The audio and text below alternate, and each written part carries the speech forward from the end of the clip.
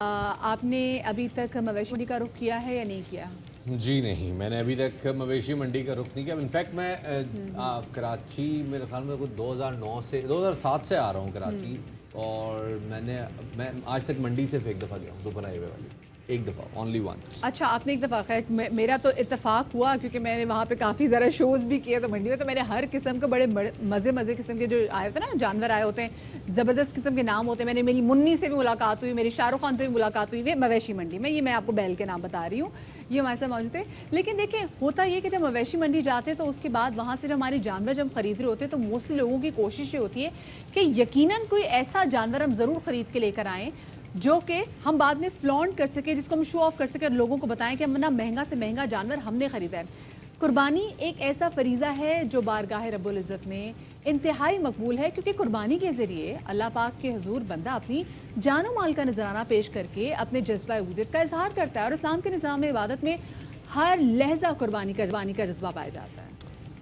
इबादत में एक बहुत बड़ी इबादत है कुर्बानी, और अब ज़रूरत इस बात की है कि इस ईद कुर्बान की जो असल रूह है उसको बरकरार रखा जाए, और जो मौजूदा हालात हैं इन हालात में जो है, जिस तरह से अब देखें, हज अगर नॉर्मल हालात में कभी सुनते कि यार हज इस साल जो इंटरनेशनल हाजियों के लिए नहीं हो रहा, तो क्या गुजरती है हम पे और कितना शदीद रिएक्शन होता। लेकिन इस साल जो हालात हो गए हैं, उन हालात के हिसाब से अब हमें कुर्बानी के हिसाब से भी कुछ ना कुछ सोचना पड़ेगा। बिल्कुल शफात, और ये बात सिर्फ हज की नहीं है बल्कि ये बात कुर्बानी पे भी आके ठहरती है, क्योंकि हालात कुछ ऐसे हो गए हैं। और इसी वाले से मज़ीद हम बात करेंगे, हमें ज्वाइन करें ज़ुबैर साहब, उनको शामिल गुफ्तगू करेंगे। मुफ्ती साहब, बहुत शुक्रिया आपका कि आपने बाखबर सवेरा में हमें वक्त दिया। मुफ्ती साहब, कोविड-19 के बाद हमने देखा है कि जो मुआशी सूरत हाल ना सिर्फ पाकिस्तान में बल्कि पूरी दुनिया में जो है, उससे हालात काफ़ी बदल गए हैं। और बहुत सारे लोग जो कि पिछले साल बड़े आराम से खुश दिली से कुर्बानी करते थे, अब वो ऐसे हालात उनके लिए पैदा हो गए कि वो फाकों तक पहुंच गए हैं। ऐसे लोगों के लिए क्या अहकामात हैं, वो लोग जो कि इस बार अफोर्ड नहीं कर सकते, उनके लिए क्या अहकामात है कुर्बानी के हवाले से? बिस्मिल्लाहिर्रहमानिर्रहीम, नहमदुहु व नुसल्ली अला रसूलिल करीम, अम्मा बाद। देखें, कुर्बानी एक अहम तरीन फरीज़ा है, और जहाँ कुर्बानी की गैर मामूली अहमियत है, जैसा कि आपकी तरफ से भी अभी ये गुफ्तगू आ रही थी, कुरान करीम के अंदर तकरीबन निस्फ दर्जन से ज़्यादा आयात के अंदर कुर्बानी का तज़किरा है, कुर्बानी का हुक्म मौजूद है। इसी तरह बेशुमार दर्जनों सैकड़ों अहादीस में सरकार दो आलम सल्लल्लाहु अलैहि वसल्लम ने कुर्बानी का हुक्म दिया। कुर्बानी का फरीज़ा लागू होने के बाद सारी ज़िंदगी ख़ुद कुर्बानी फरमाई। एक हज्जतुल वदा के मौका पर 100 ऊँट ज़बह फरमाए, जिसमें 70 ऊँट आप सल्लल्लाहु अलैहि वसल्लम ने ख़ुद अपने दस्ते अक़दस अपने हाथ मुबारक से ज़बह फरमाए। बकिया ऊँटों के बारे में हज़रत अली को फरमाया कि तुम ज़बह कर लो। आप सल्लल्लाहु अलैहि वसल्लम घर के अंदर कुर्बानी का अहतमाम करते। हज़रत फ़ातिमतुज़ ज़हरा रज़ियल्लाहु ताला अन्हा व सलामुल्लाहि ताला अलैहा को बाकायदा बुला करके कुर्बानी के जानवर के सामने और बच्चों को अपने सामने खड़ा करते, और आप सल्लल्लाहु अलैहि वसल्लम कुर्बानी फरमाया करते थे। ये एक गैर मामूली अहमियत का हामिल फरीज़ा है। लेकिन याद रखिए, साथ ही साथ ये इस्तात के साथ भी मशरूत है, हैसियत माली के साथ भी मशरूत है। अगर 52.5 तोला चांदी या उसके बकदर नकद रकम, ज़रूरत से ज़ायद साजो सामान, या इतना सोना, इतनी चांदी या इतना माल तिजारत मौजूद हो, सादा और आसान लफ्ज़ों में अगर 56,000 रुपये मौजूद हैं, या 56,000 रुपये के बकदर सोना चांदी, ये ज़रूरत से ज़ायद साजो सामान माल तिजारत मौजूद है, तो ऐसी सूरत में हर ऐसे मुसलमान आकिल बालिग पर कुर्बानी फ़र्ज़ है। अब अगर आजकल के कोरोना की वजह से बेरोज़गारी बहुत ज़्यादा आम हो गई है, माशी सूरत हाल बहुत परेशान कुन है, अगर किसी की माली इस्तात इससे कम है तो शरअन उसके ऊपर कुर्बानी का फरीज़ा लागू नहीं होता, कुर्बानी उसके ऊपर लाजिम और फ़र्ज़ और वाजिब नहीं होगी।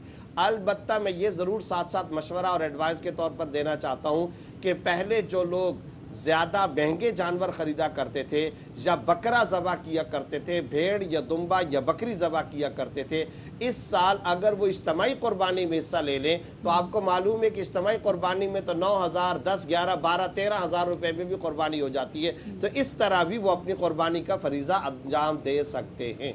सही। मुफ्ती साहब, एक और जो तासुर है वो भी सामने आ रहा है। बहुत सारे लोग ऐसे हैं जो हर साल कुर्बानी करते थे, और इस साल वो ये सोच रहे हैं कि वो कुर्बानी खुद करने के बजाय کسی ایسے شخص کی امداد کر دیں، کیونکہ ظاہر ہر آدمی کی اتنی استطاعت نہیں ہوتی، وہ یہ سوچ رہے ہیں کسی ایسے شخص کی امداد کر دیں جو زیادہ مستحق ہے اور وہ امداد بصورت کیش ہے، اس حوالے سے شریعتی کیا احکامات ہیں؟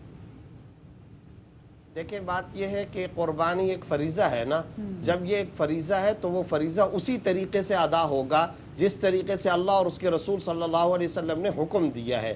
ہر سال ہم یہ باتیں سننے کو ہمیں ملتی ہیں کہ جناب آپ قربانی کے بجائے پانی کا کولر لگا لیں، سڑک بنا لیں، لیبارٹری کر لیں، غریب کو کیش دے دیں، راشن دے دیں، مدد کر دیں، میڈیسن دے دیں، علاج کر دیں، لیبارٹری فراہم کر دیں، کسی کو اسکول بنا کر کے دے دیں، گلی پکی کر لیں، وغیرہ وغیرہ۔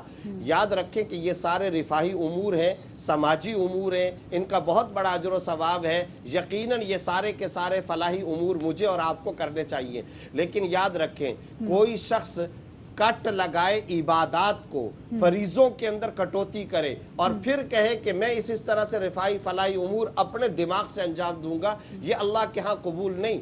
شاید اسی کا جواب دینے کے لیے آپ صلی اللہ علیہ وسلم نے فرمایا قربانی کے 3 دنوں میں احراق الدم یعنی خون بہانے اور جانور پر چھری پھیرنے سے زیادہ کوئی اعلیٰ عمل اللہ کے ہاں قبول نہیں ہے، اس سے زیادہ افضل عمل کوئی نہیں ہو سکتا۔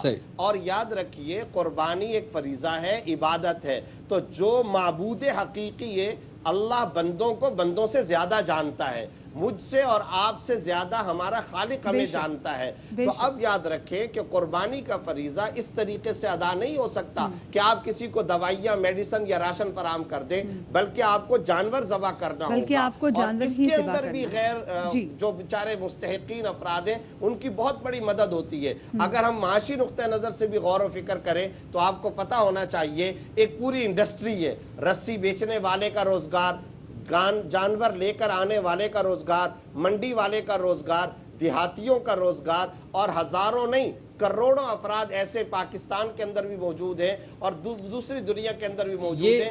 یہ بھی مفتی زبیر صاحب اس حوالے سے بھی ذرا رہنمائی فرمائیے گا، اس حوالے سے بھی ذرا رہنمائی فرمائیے گا کراتے ہیں جہاں لائنوں پہ لگ کر کے لوگ برتنوں میں گوشت لے رہے ہوتے ہیں۔ تو مقصد یہ ہے کہ اللہ رب العزت نے اگر ان کے روزگار کا انتظام کیا ہے، پوری ایک انڈسٹری اور ایک بلاک وجود میں آ جاتا ہے، بے شمار لوگوں بالکل جی، پوری ایک انڈسٹری اور وہ ساری انڈسٹری کا ایک سائیکل چلتا ہے، تب جا کے یہ کے معاملات طے ہوتے ہیں۔ بہت شکریہ جی مفتی زبیر صاحب، ہمیں اس حوالے سے آگاہی فراہم کر رہے تھے۔ اور بات اب یہ تم نے جان لیا کہ مفتی زبیر صاحب کیا بات کر رہے تھے، اور اس سے پہلے کیونکہ ہم مویشی منڈی کے والے سے بات کر رہے تھے کہ بڑا